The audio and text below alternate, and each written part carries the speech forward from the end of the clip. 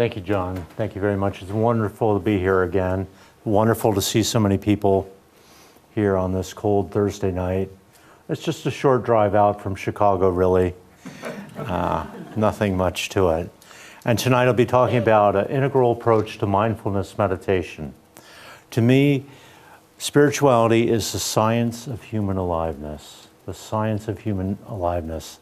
The study of that which creates and enhances and allows fullness of aliveness in all ways, in whatever way that might mean something to you. And so some of us are very intuitively gifted. We just know how to be alive. Other times it's nice to have a path, to have some tools. So tonight I'll be sharing with you some really techie tools from Ken Wilber's toolbox. And we'll be looking a little bit at how they might apply to mindfulness. I'm just realizing there's relatively less on mindfulness here than I thought when I set out. Mindfulness, you probably know as coming from the Buddhist tradition, thousands of years old, basic directions given by the Buddha, and a tool for developing awareness. Awareness of the body, awareness of all the senses, and even awareness of awareness itself, witnessing, and finally awakening to a sense of oneness, a felt sense and experience of oneness with all life, with all beings. Ron Siegel at Harvard has summarized this mindful approach in a very simple, summary way, saying mindfulness is present moment awareness with acceptance.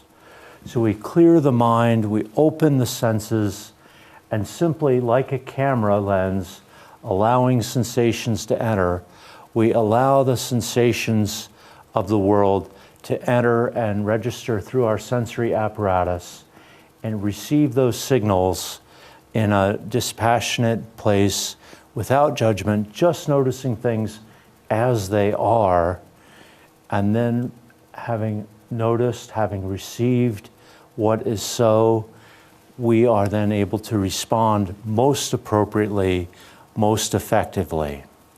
It's a very old tradition. What can and I know I have your book now, John. There's so much could be said about traditional mindfulness. Is there really anything more that I could add tonight that would be helpful? And I hope the answer is yes. Please let me know. So let's take a moment and just drop in to ourselves. I invite you to sit comfortably, feet on the floor, back more or less straight, eyes more or less closed, breathing through the nose, breathing into your belly, and let's all take one nice deep inhalation and exhaling, letting go. And a second nice deep inhale, filling the lungs, filling the body with air, and exhaling, releasing, letting go. Allow yourself to settle on yourself. Allow yourself to drop into that deeper place that's always already whole, full, peaceful, centered. Allow the thoughts and worries to just come and go, to be there, but of no particular concern.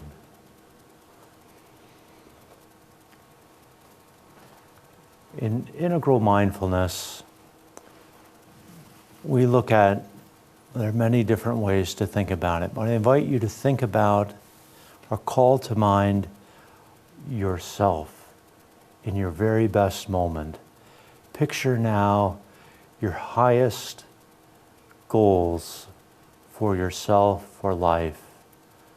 Picture now your most treasured values. What do you most wish your life to be about? What do you stand for? What do you give your life energy for? This is the aspect of you that is your interiority, your interior values, vision, intentions. Feel those if you can. Call them to mind.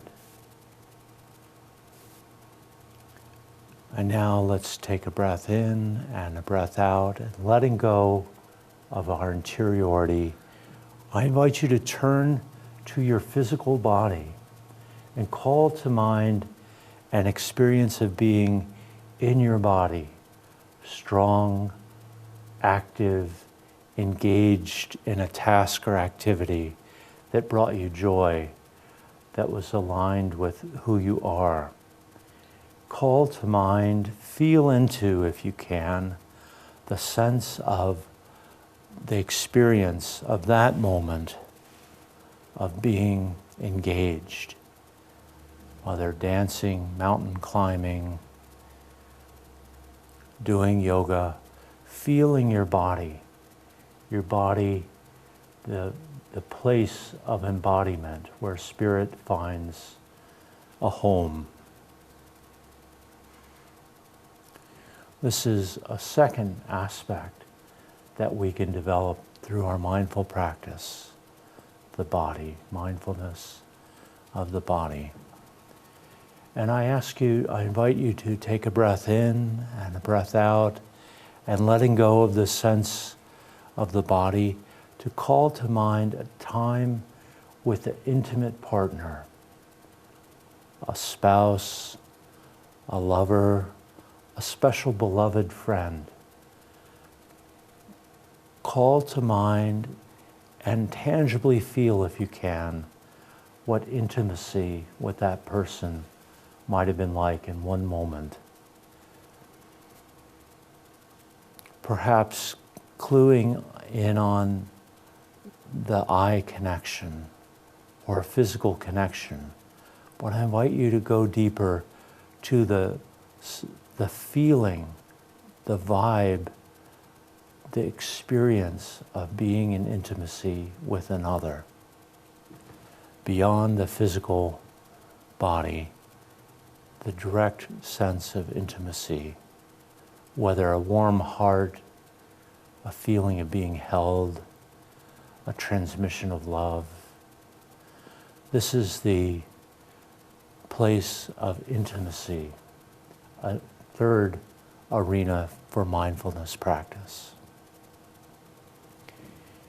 And breathing in and breathing out, letting go of this lovely moment, I invite you to call to mind a time when you were vigorously engaged in the world, working with others toward a goal that was useful, valuable, important in some way.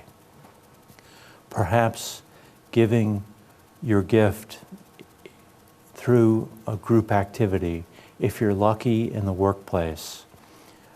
If not, perhaps in a volunteer activity, or perhaps your family.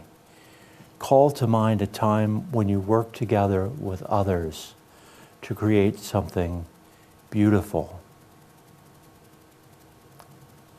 See if you can feel the energy of the group working together, much more than just your energy, the energy of the group in alignment, seeking to serve highest purpose through coordinated, aligned effort.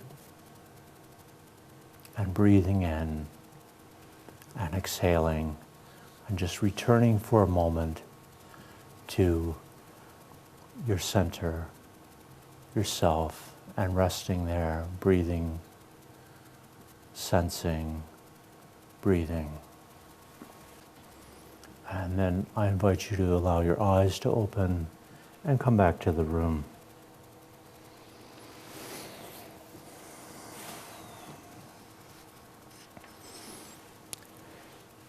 This integral approach, after being very much a loner in my spiritual seeking, the ability to find mindfulness practice in the workplace, in relationship, while at the gym, while with my beloved, my many beloveds, and my wife in particular, my many dear friends, opens up so many areas for the longtime solo meditator, right? So many areas. We were in the Zen retreats, we were told not to make eye contact, let alone talk with anyone for the 5 days that we were on retreat. It's not really a way to learn about relationship, except in a particular kind of relationship in emptiness and silence, but not other kinds. So that's just a little taste, and even a shameless advertisement for the workshop we'll have on Saturday. We'll be looking at mindfulness practices across the spectrum of different ways of thinking about being mindful in the world.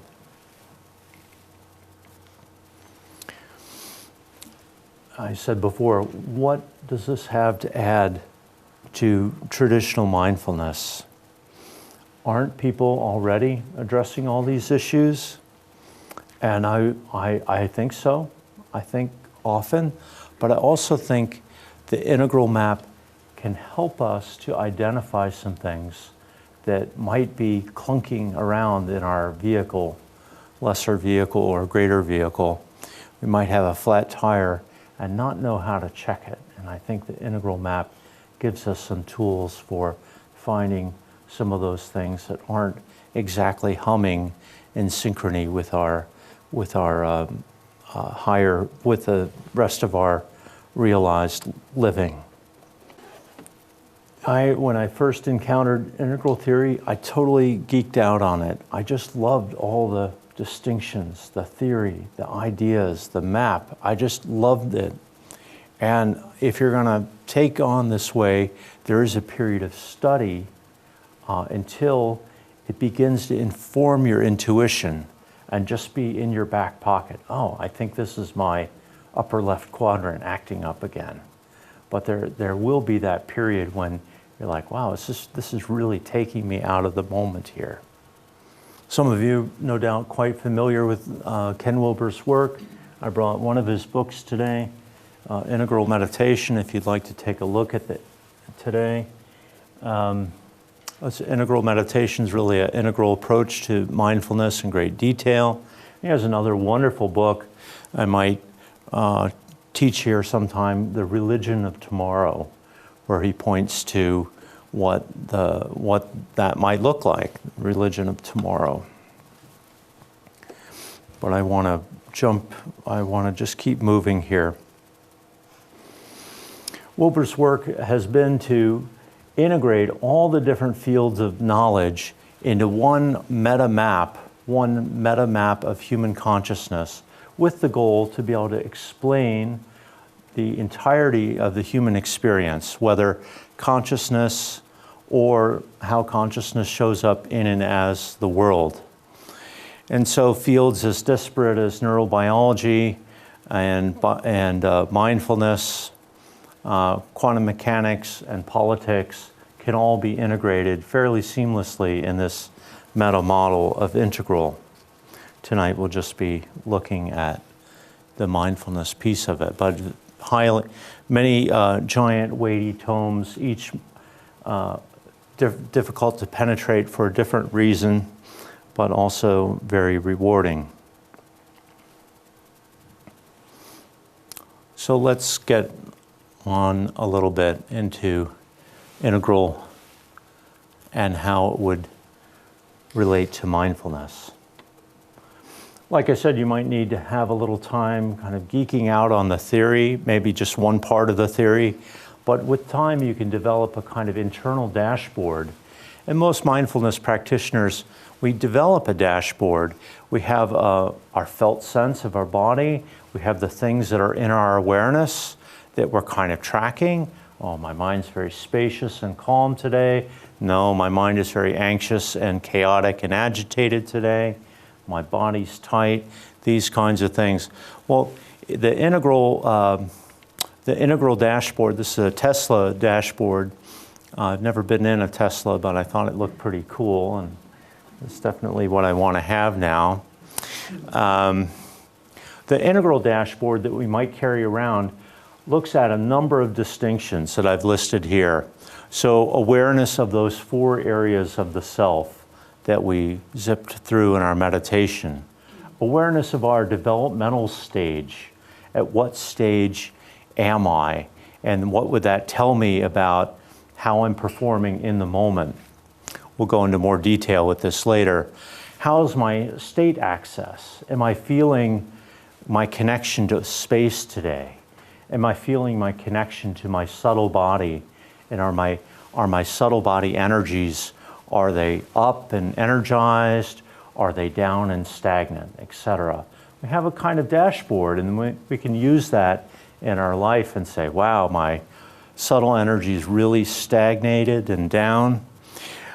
We have the whole area of our many multiple intelligences, and we can develop awareness of where our strengths are.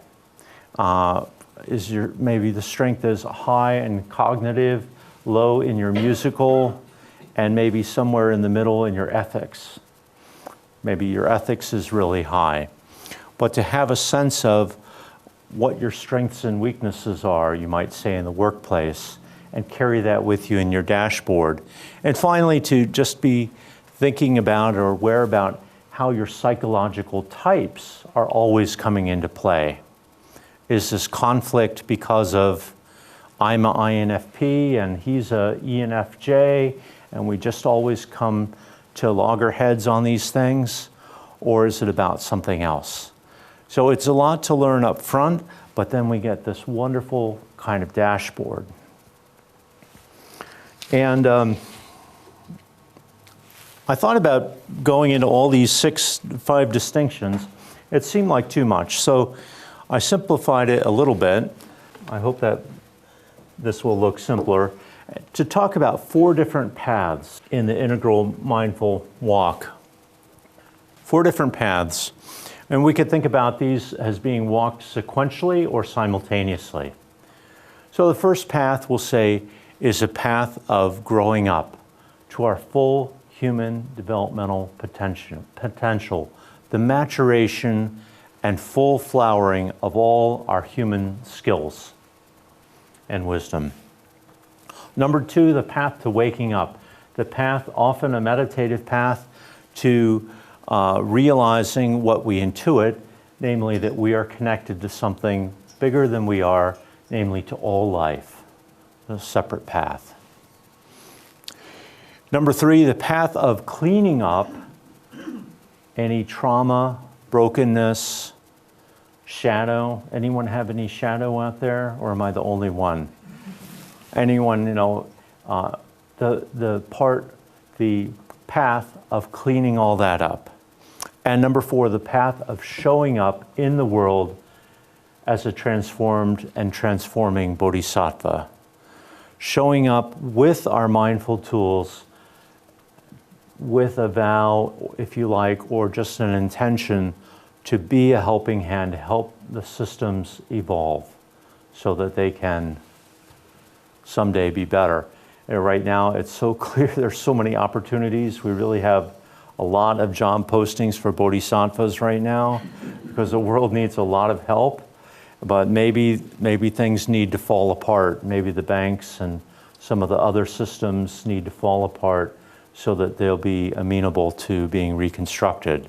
But any bodhisattvas out there, I call on you, including bodhisattvas at home, to find a place to give your gift and help the world evolve, and make this part of your practice. When you feel, here's where the mindfulness comes in, when you feel the dysfunction in your body and know it to be a broken system, then the integral mindfulness says, what then would a more whole, a more life-supporting system look like, feel like? How would it function? is probably a little bit different than the driver's license renewal line I went through this summer, right? Okay, showing up. So a little bit more detail, and please ask questions. A little bit more on growing up. I've been geeking out about developmental models for a long time. I just love them. I just love them. What is this path to full human maturity? As the last point says here, growing up is about developing maturity in how we interpret and understand our experience. The two people may have the exact same experience. One person said, the devil made me do it. The other person said, I have some unresolved shadow, and I had a shadow eruption, and that led me to go on that drinking binge, Your Honor. I do apologize. Same experience of life, interpreted totally differently. And we need look no farther than the headlines of any day to see things where people respond very differently, partly because of our developmental level.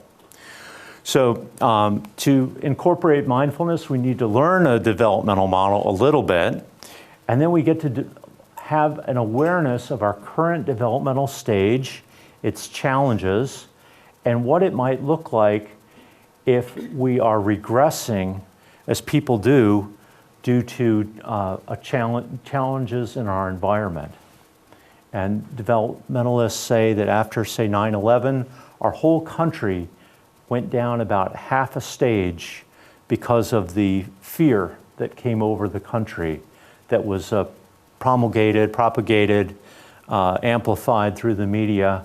And we can all go down to that little bit more fearful, closed stance.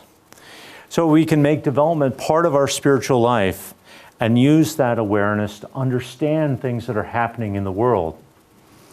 You know, when a 3-year-old is having a lot of tantrums and won't play nice with other people, we don't say we shouldn't be impatient with them and say, what's wrong with you that you can't play with the other children yet?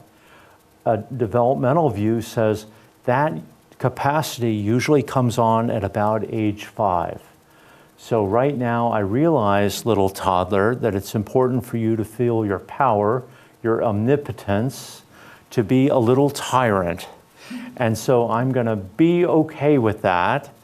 But if you're still acting that way when you're 22, not okay. You should have grown up by that. That's the path of growing up. And sometimes people don't get over being little tyrants, do they? There are a lot of different ways we could talk about growing up. A lot of developmentalists have studied it, looking at different aspects of the human person. You may know James Fowler's levels of faith model, where he looked at different levels of belief. So on the x-axis, we have some different researchers. Here's Keegan at Harvard, Cook-Greuter at Harvard, looking at different aspects and how they mature over time. Here's a little bit of Piaget. Piaget's highest level was formal operations. But since his time, all these other levels, and here's some Aurobindo up here, all these other levels have been discovered in the population, although some are only at something like turquoise, something like 1% of the population in the US get to turquoise. But we have this capacity to grow up into a fullness that allows a more nuanced, more complete, more appropriate response to life, to our world. And tonight we'll be taking a little dip into Cook-Greuter's model, a little bit. So Suzanne Cook-Greuter is at Harvard developmentalist, and this has really been her life work to put together this model of growing up. And most people walk this path quite naturally, just through being a human being alive in the world and fulfilling the different requirements of each stage. So we all begin at the bottom at red, and even, I'll use colors, red or even before red. Red is that little tyrant.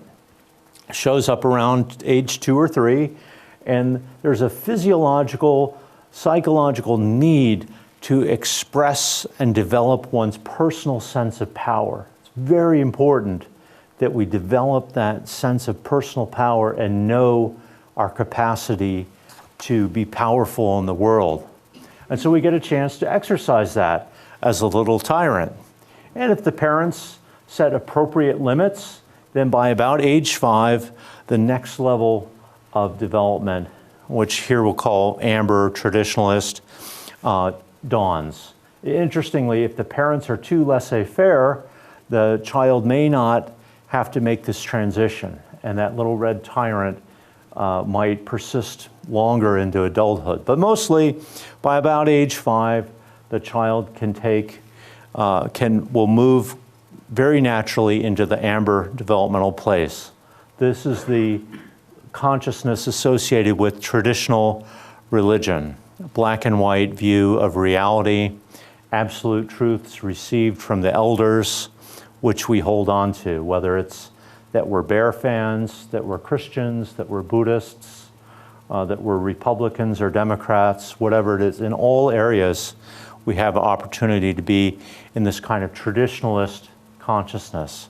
But very often, by about age 13, we quite naturally move into the next space. Here, I'm using the color orange, the rational mind that is the giver of all of science, all of the age of science and abstract reasoning, universal rights dawn at this time. Now in the US, there are more people at about the orange level than any level. Orange and amber would make up about 60–70% of the adult population. But some of us move along to green postmodern, and some of us will move on even farther than that.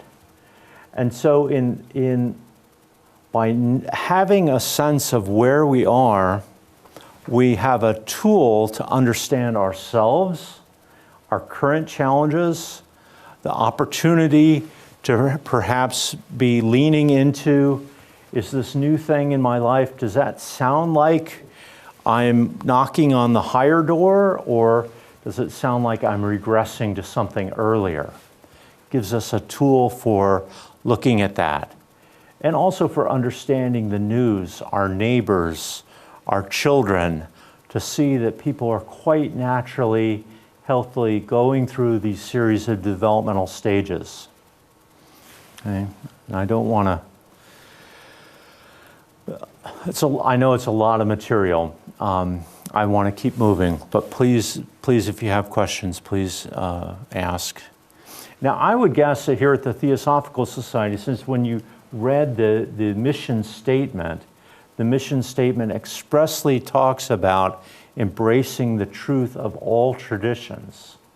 And so that would place the Theosophical Society at a minimum in the green postmodern place. So anyone that is holding to there's only one true God would probably be down here. And they're just not, they're going to read the copy of the Theosophical Society, which is green and beyond, green, teal, and turquoise, and they're going to say, that's just not my thing. That's just, I'm not sure about it. And they might even, they might even be praying for the Theosophical Society that they not fall into the devil's camp, possibly, or praying for me that I would be saying these absurdities up here. And God help me to realize the truth. And then I'm saying, God help them to realize the truth. And God help me to realize further truth, because I want to continue my upward journey as well. And with each step up the rung, we're able to encounter and respond to life with more and more nuance, complexity, and appropriateness. more and more. And I could spend, we could do a whole weekend on this. All right, so the path of growing up. Yes? Yes, the question was, what about somebody at an amber or orange level? Could they be attracted to practicing mindfulness? Fair? Could they practice mindfulness? So yes, they could. So amber traditionalist mindfulness, the Buddha way as set forth in the sutras, is the one true way. There is no other way. There is what we might call fundamentalist Buddhism. There are strict adherents to the way of the tradition in every tradition. A red person, if they made it to adulthood, and some do, sometimes as CEOs and things, we might call them sociopaths. A red person might take up mindfulness to be more powerful, more focused, more able to manipulate and control situations. It's a different, so at each level, now, orange mindfulness is very hot now. This is the mindfulness that was on the cover of Time magazine. Mindfulness as a business tool to help you be more successful, more emotionally regulated, more focused in the workplace. All about personal excellence. Orange is all about excellence. We're going to get you that Lexus through mindfulness, which is going to allow an optimal level of human performance. And then by green, we're relaxing into enjoying the beauty of human diversity and the ecosystem. And we're not so power hungry driven to achieve. That's really orange's thing. So mindfulness would look very different at a green postmodern place. So you could have sanghas practicing at every developmental level, but the marketing, the messaging, the copy, the language they use would be very different in each case. Does that make sense? Yeah. Yes. Yeah, so it really gets exciting. In the higher levels, it gets very exciting. And if you're touching into turquoise, it can be very lonely with only 1% of the general population. You might really think you're going crazy, or am I waking up or breaking down? So the question was about turquoise. It says, aware of the created nature of words and meanings. This is where a saying like, the teachings are just a finger pointing to the moon is a turquoise statement. That words are a highly imprecise, limited way of expressing what's so, what we know to be so. And where the ambers live and die by their words and are very tight with their meanings, by turquoise we realize that what we're really trying to express is beyond the power of words to express. And so we take the words with some levity, with a little lightness, and maybe make a poetic expression rather than a concrete, literal one. Does that? Yes, thank you. Yeah. All right. So let's move on to waking up. Now, waking up is very much what meditation is generally focused about and talks about. The path of developing increased awareness of reality. We're increasing our bandwidth from just this slice of reality to ultimately realizing that we're one with everything, that everything that is somehow connected to us. So the path of awareness, a path to non-dual awakening. And in mindfulness, we want to make awareness of our state as well as improving our state access part of our daily practice. So what do I mean by that? Here's a little Wilberian summary of the path of waking up. And it goes from awareness only of the gross physical body, this physical body, which is what we're all born with, to then at some point an awakening to the subtle energies of the body, and it might or might not come with awareness of psychic phenomena in some way. And then with continued practice, especially certain kinds of practice, we may open up to emptiness, to an awareness of the formless realm, or what I'm calling here in integral speak, the causal body, right? And we could go beyond that to witnessing and then to the non-dual. But we want to have on our dashboard an awareness of what's going on in our physical body. I'm really tight, I'm sore, my back's hurting.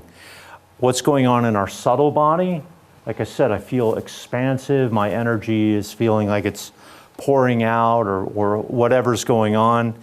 And of our causal body. How am I feeling connected to space? Am I feeling connected to, did the oak tree out front of my apartment smile at me when I walked out this morning? Or am I feeling like a little body today? And so we take on our meditation to build our access to all these bodies. And then while we're walking around, we can be aware of on our dashboard how we're doing in the moment. How am I doing in the moment? And as usual, I made way too many slides, so I think I'm gonna go past, and we can come back during the Q&A to a little bit more on waking up. This is where the traditional mindfulness path really, in my view, has really excelled. None of the spiritual traditions incorporate the growing up ideas because they come out of 20th century psychology.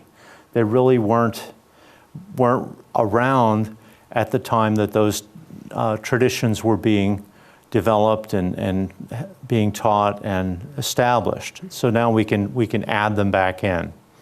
This is more in the wheelhouse of all the traditions. So path of waking up.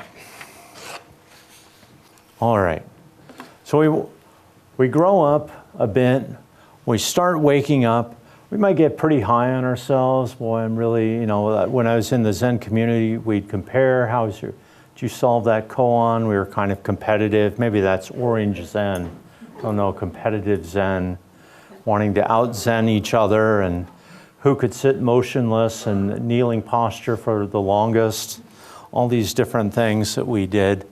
And then at some point you realize, my gosh, I've got quite an ego here. It's just all about my spiritual adornments now.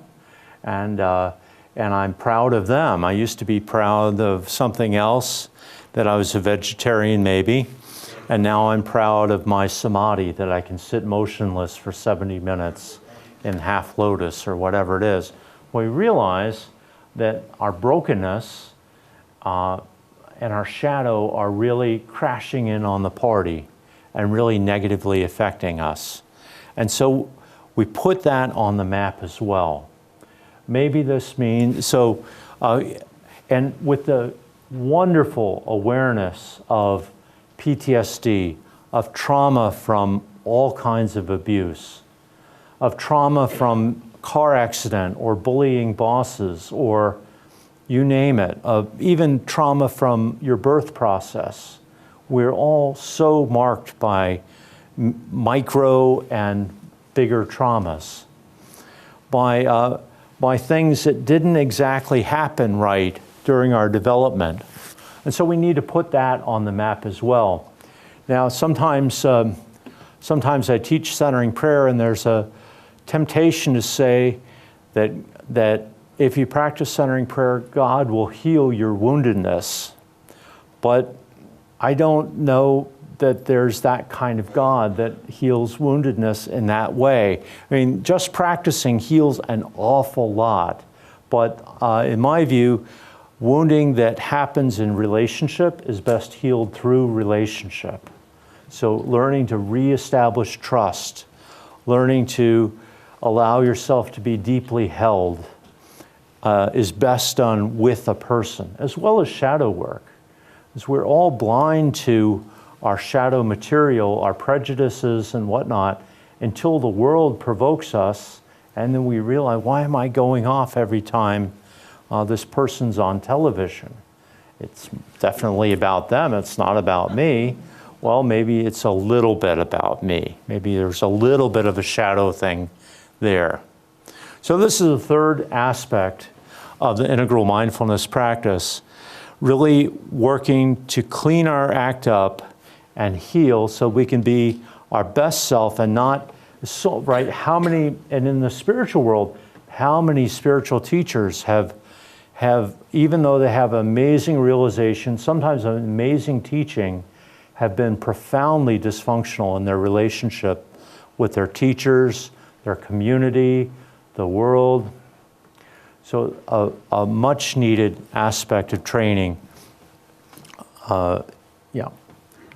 So what might, let's see, good. So what could we have? My family, we didn't get angry much.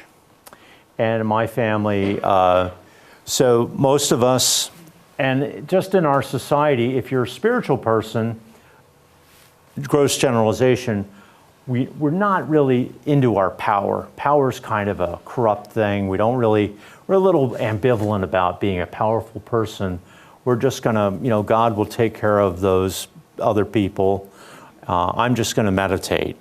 So to me, there's a tremendous opportunity as we reach some level of wholeness and integration to re-own all our power and our enjoyment of the body and sex and all the good food appropriately, still working on that, all those good, wonderful things, to learn the appropriate use of them. I said, there's a lot of job postings for bodhisattvas. They need to be embodied, powerful bodhisattvas, powerful and using skillful means, I'll add, but powerful. So if when we were young, we split off our power and said, I'm not going to do that, I'm going to be spiritual, then cleaning up can mean reintegrating that power. If during our orange years, we were the victims of brutal corporate environments where people ruthlessly worked to make high profits and sell more gizmos to more people, we may be so turned off by the whole orange aspect of reality that we've disowned some of what is legitimately good there. And so we may need to reintegrate some of that as well. For example, orange is really the playground of rational thinking, of the mind's ability to set goals, to prioritize, to have a strategic plan. I'm getting freaked out just talking about these things because it's reminding me of board meetings and all these meetings where we had our strategic plan and were we going to meet our numbers and exceed our numbers. Well, there's something very good in being able to do that as a bodhisattva to help advance our planet through a little bit of strategic thinking, through just a little bit of it. So if we have demonized all of orange, we might want to bring some of it back. And there, in so many ways, we accumulate these traumas, challenges as we grow up that we're invited to reintegrate, re-examine as we get older, as we start to come together a little bit. So we want to grow up to the fullness of our humanness, fullness of our ability to understand and interpret our experience, and have a dashboard aspect where we watch our development. We want to wake up and realize as fully as we can our oneness with all creatures. And we want to clean up our act so that we can really enjoy our life and not pass down our trauma in everything we do with other people. And that leads to the final of the four, the path of showing up, the path of being in the world. Of course, I'm separating them out. They all interpenetrate and can be done simultaneously and affect each other. interact with each other, living life at our growing edge as a transformed and transforming agent of the mystery. Stuart Davis, a musician, likes to say optimized agent of the mystery. That's what we become, an optimized agent of the mystery. Developing any skillful needs, so showing up often means we have to learn new skills. We have to learn how to do this YouTube thing, how to have a podcast, how to use a new kind of machine that will allow us to do our Dharma work, to do our Bodhisattva work. And so this becomes another aspect of our spiritual practice, if you like. Part of being embodied in the world is learning how to use more sophisticated tools, or how to use sophisticated tools in a way that is life-giving rather than life-denying. It may mean that we need to learn new relationship skills, any kind of skills, in order to actualize, achieve, do what we feel we're here to do in the world. So showing up. And then finally, showing up. Here are those 4 areas that we visited briefly in that little meditation. In the upper left quadrant, the world of our vision, intention, highest purpose, to work on evolving that, working on our subjective self, reflecting, thinking, well, how then, I'm 56 years old, what do I really want to do in the time that's left to me? How much of my life do I want to be about my family? Do I want to write a book? Do I want to, what are my real goals? And then in the upper right, what skills, what techniques, what skillful means do I need to develop in order to bring my vision into reality? And so taking care of the vehicle, the body, and learning those skills, showing up as a body. In the lower left, showing up as a person in relationship and learning, pushing that edge of what happens when spirit in this body and spirit in this body come into communion together. What's the unique we space or shared resonance of those two people? What's the unique shared resonance of this room? And every room feels different. We go to so many rooms. We visit so many contexts. So feeling that resonance and becoming a little bit of an integral wizard and knowing how to react, how to sync with the different vibes that we encounter in our life, how to be in those different cultural spaces. And then finally, in the lower right quadrant, in the objective systems, giving our gift to the world through groups, through whether in the family certainly a place to give our gift. There's no, Thomas Keating, the great teacher centering prayer, loves to say, I read that 95% of families are dysfunctional, and my question is, where are the 5%? We never quite see them. So if our contribution is that we have approximated a fully functional family, that has a huge impact. But for others of us, it might be being part of a revolution in global banking, global education, local education, horticulture or sustainable agriculture practices. It could be anything. It could be what you're already doing. Make that a place of practice. And the thing that unites all of these is that we're in our feeling intelligence, in our bodily awareness, in all our awarenesses, feeling what feels resonant and right to me. So that to go back to the beginning, does this really add anything besides a lot of complexity and you have to buy some books?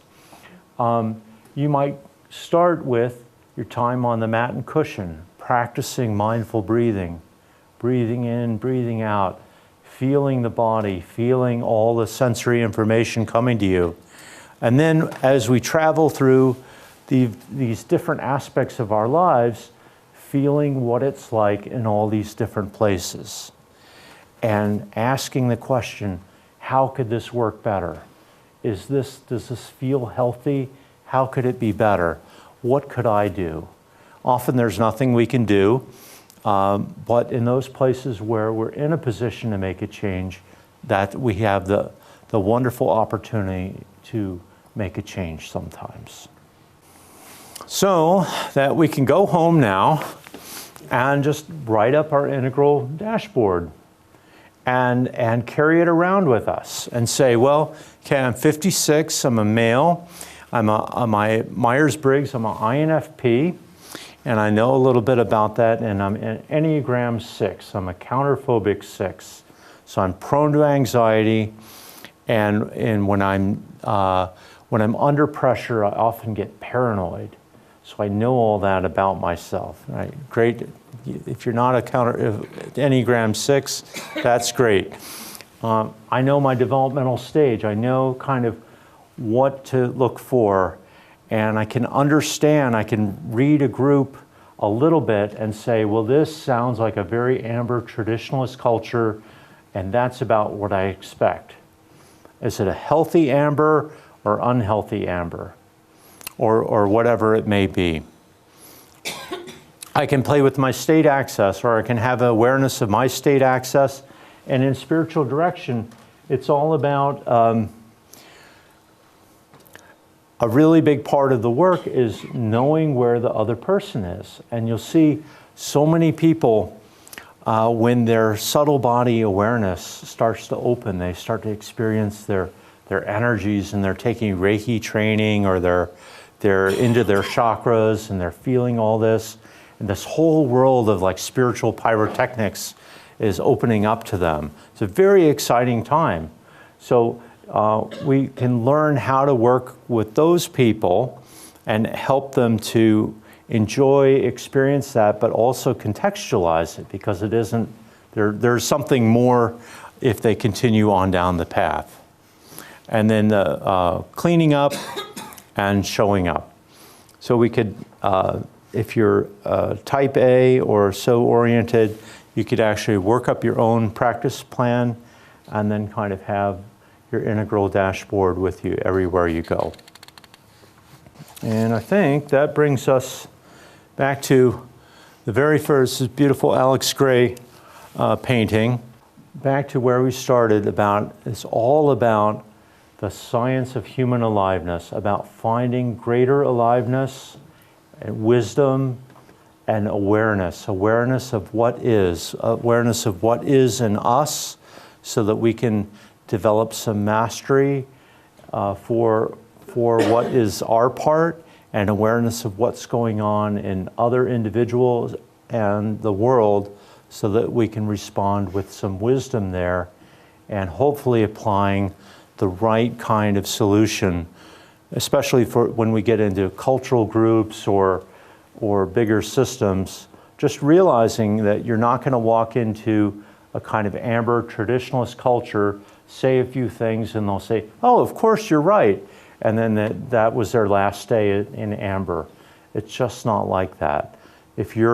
When we were all in amber, we had certain developmental requirements we had to fulfill for orange to naturally dawn. So we can learn to work with systems rather, we could still be disappointed by what we see in the world, but learn how to work with it rather than fighting it or butting our heads up against it so much. So that's what I wanted to share with you. And I'm open to comments, questions. Love to hear from some of you. Thank you for coming tonight. Mm-hmm. Are all people born at the red level and progress orange, green, turquoise, or do some people come into this life at a green level, for example? That's a great question, dude. And everyone is born, there are lower levels below red, And yes, we all start at the bottom. Now, what seems to be true is that young people today are many schools are teaching green. Let's see if I can get back to kind of our set at green level teachings about pluralistic, accepting of all different types of people.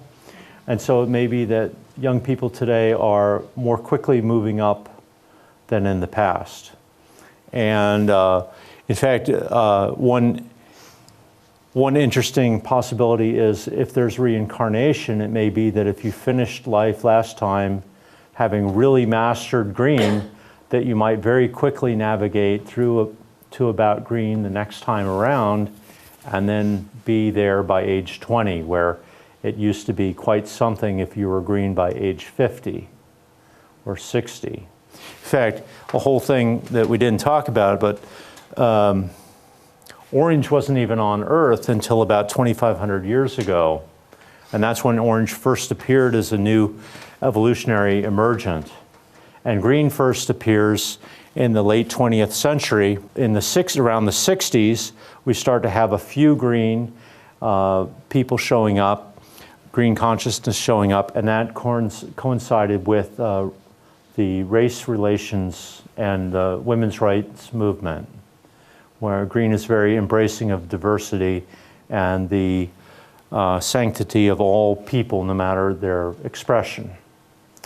So, so now about 20% of US adults are at green consciousness, and that's been growing fairly rapidly.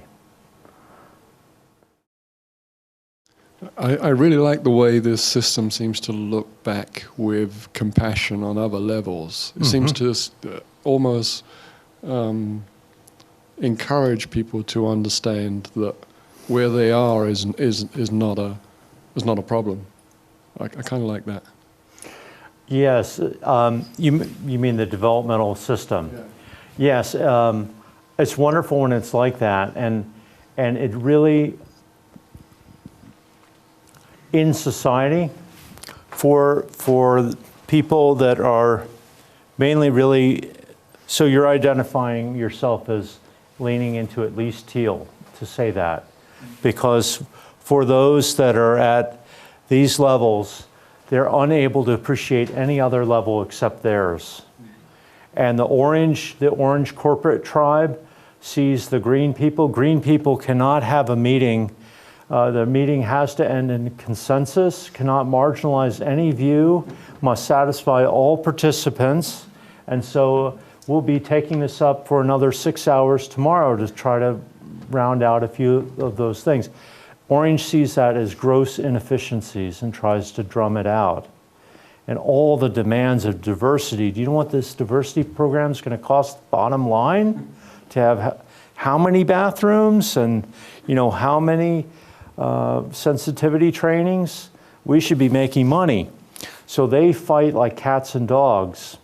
And it's quite natural that when we awaken into orange, we look back at amber and say, done, been there, done that. Those people are crazy.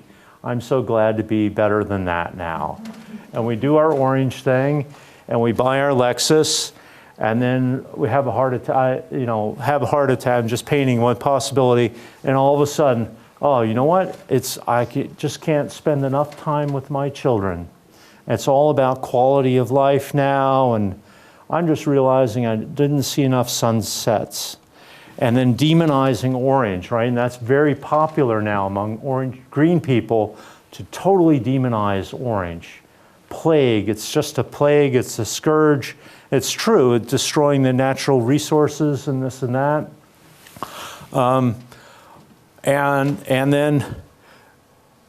But there's also a lot of gifts to every stage, and it takes till about teal to be able to be magnanimous enough, and it's really that our sense of self is growing and becoming much bigger.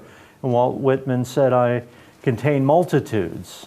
So that's a very integral statement. And to see that, oh, there's a green person in me and an orange person and an amber traditionalist, and I can relate to all those people. And I would want to see amber churches to be healthy amber and not unhealthy amber. And I'd like to see, Sarah Palin really do a great job at creating good amber values as much as possible until she moves up to orange, right? I mean, she's to have some compassion for everyone. Yeah. Would you say that all of us go through each of these levels? Or do some start at red and move up to orange, move up to teal, or is it a natural progression? There's a natural progression. We all start at the bottom. And so for some people who are born into a very traditionalist culture where there's a tight lid on at, say, amber, and that would be the case if you were born into a very tightly knit society where, say, modernism, the whole modernist, some parts of the Middle East may be like this, where modernism is just seen as a negative. And we have to fight hard to preserve our values and our way of living. That could be a strong amber container that would not allow a person to move out of it. And right, the literature's full of stories of people that lived in cultures like that, or microcultures, or families like that, and had to break out. They had to break out, and I've got to be me, Dad. I'm sorry. And so the girl in Fiddler on the Roof marries a Russian soldier in kind of an ultimate self-expression that's a denial of her father's traditionalist values. Yeah. So there may be that our life conditions just don't allow us to make it all the way to the top, or organic reasons that we just aren't able to make it all the way to the top, or that some of, like I said, the turquoise is about 1% of the U.S. population. It's hard to find your way there. The pathfinders are still just kind of making the grooves in the cosmic infrastructure to show future generations how to more easily get the turquoise. So you personally would probably believe in that of reincarnation, and that would explain an awful lot of this as to where people seem to fit because of life experience carrying over. I mean, it's an awful lot to go from red to turquoise in one lifetime. That almost seems, that is highly unlikely, I would think. Well, yeah. So I don't know what if it benefits me. I like reincarnation, but I'm not married to the idea, and I don't have any personal experience of previous lives. But I think it's probably true, and whether or not it's true, I'm living like it's not true. So I'm trying to, there's only this lifetime, and if I do the best job I can here, that's the best thing I can do. Now, it's true that our schools and social systems tend to be set up to get people to orange. So the typical college essay is where you have to make a point and make an argument and support it with evidence. That's very orange.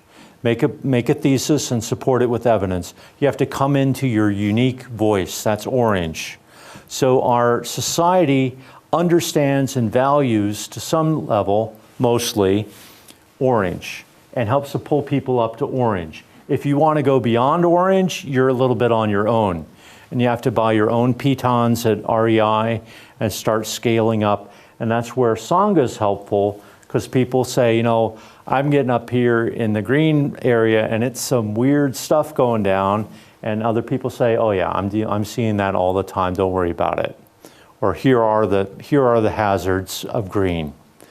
And so, so in that way, and now, as I was trying to say before, a lot of our schools, if you're in a progressive community, the schools are really teaching green values. So the kids are learning they may be learning that in a traditionalist kind of way, that, you know, through their traditionalist lens, that it's just right to be green. They're not green themselves in their self, but their thinking is green. So that will help future generations more rapidly move to green, rather than having to buck the society to get there, if that makes sense.